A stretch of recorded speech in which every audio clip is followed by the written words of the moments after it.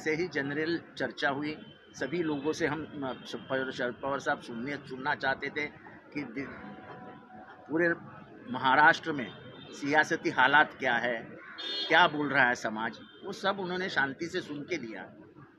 जो सीट हमको मिलने वाली है उसके 5 सीटों पे हमने चर्चा की और अभी भी दोपहर को हम बैठेंगे। अंतिम कुछ नहीं हुआ है, अंतिम निर्णय जयंत पाटिल और शरद पवार जी की जो मुलाकात होगी उसमें अंतिम किया है। इसके साथ में क्या भिवंडी की सीट आपने कांग्रेस के लिए छोड़ दी है, आपका दावा अब भी बरकरार है? भिवंडी के ऊपर चर्चा चालू है, जो है वो शरद पवार निर्णय लेंगे। पर आप लोग की इच्छा है, आप लोग लड़ेंगे? कांग्रेस कह रही है कि सांगली नहीं छोड़ेंगे, भिवंडी नहीं छोड़ेंगे। ऐसा वो शरद पवार जी के लेवल का काम है, मैं उसमें क्या बोल सकता। इसके अलावा प्रकाश अंबेडकर एक तरह से आज उन्होंने कैंडिडेट का ऐलान किया है, अप्रत्यक्ष रूप से बाहर आ गए आप लोगों से। मैं आज भी कहूँगा उनको कि भाई तुम के खून के वारिस हो और हम विचारों के वारिस है। फैसिज्म को रोकने के लिए हम दोनों को साथ आना जरूरत है और समाज से यह मांगनी उठ रही है। ये समाज कह रहा है कि अंबेडकर साहब और महाविकास आघाड़ी इकट्ठा आनी चाहिए। मैं तो हमेशा अंबेडकर साहब के बाजू से रहा हूँ, क्योंकि संविधान बचाने के लिए जो संविधान के बाजू से है उन सभी लोगों ने हाथ मिला लेना चाहिए। दुनिया में जब जब फैसिज्म बढ़ा है तब तब दुश्मनी भूल के लोग इकट्ठा हुए हैं। जैसे दूसरे महायुद्ध के बाद जब जर्मनी रशिया में गया तब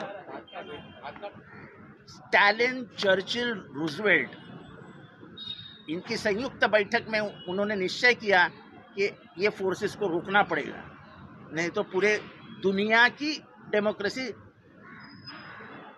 खत्म हो जाएगी। तीनों इकट्ठा आए।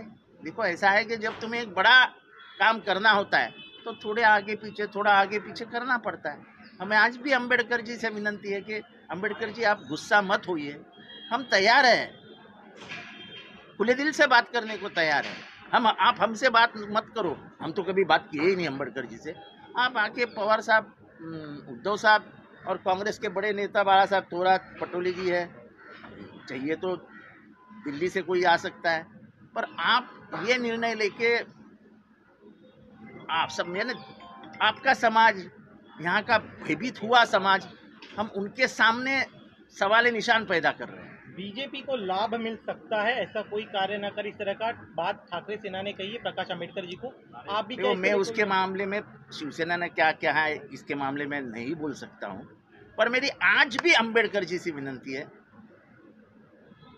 कि कोई कदम हमारे तरफ से ऐसा नहीं उठना चाहिए जिससे फैसिस्ट फोर्सेस को मदद हो, क्योंकि डॉक्टर बाबा साहब अंबेडकर ने कहा था कि संविधान तो अच्छा है, लेकिन संविधान अगर अच्छे हाथों में नहीं रहा तो इस संविधान का कोई फायदा ही नहीं। इसके अलावा कांग्रेस के कई बड़े नेताओं ने आज कहा है कि गठबंधन धर्म का पालन करना चाहिए ठाकरे सेना को, एक तरफा अनाउंस कर रहे हैं बातचीत, जबकि अब भी जारी है। इस बारे में अभी बड़े लोगों में चर्चा होगी, क्योंकि हमारी सीट तो हमने जाहिर नहीं की है। अभी पवार साहब और जयंत पाटिल बैठेंगे, उसके बाद भूमिका तय होगी।